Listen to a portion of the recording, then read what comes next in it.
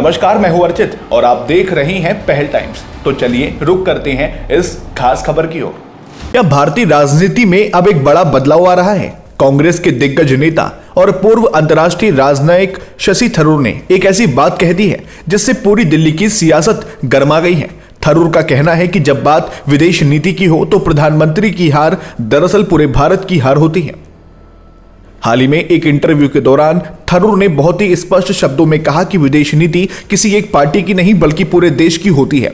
उन्होंने याद दिलाया कि नेहरू के समय से ही भारत की यह गौरवशाली परंपरा रही है कि हमारी राजनीतिक लड़ाइयां सरहद के अंदर रहती हैं, लेकिन सरहद के पार जाते ही हम सिर्फ भारतीय होते हैं।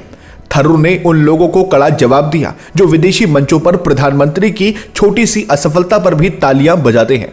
थरूर ने जोर देकर कहा कि आज के दौर में मल्टी अलाइनमेंट ही भारत की असली ताकत है, चाहे चीन का सीमा विवाद हो या पाकिस्तान की हाइब्रिड वॉरफेयर। दुनिया भारत के प्रधानमंत्री की ओर देखती है।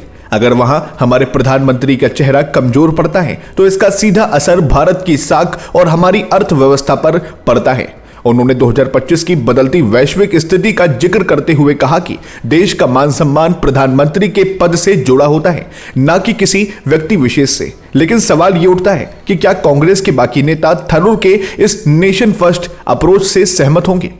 क्योंकि अक्सर देखा गया है कि विपक्षी नेता विदेशी दौरों पर सरकार को घेरने का कोई मौका नहीं छोड़ते। थरूर का यह बयान क्या पार्टी के अंदर किसी नई बहस को जन्म देगा? दोस्तों, क्या आप थरूर की इस बात से सहमत हैं कि विदेश नीति में राजनीति नहीं होनी चाहिए? कमेंट बॉक्स में अपनी राय साझा करें।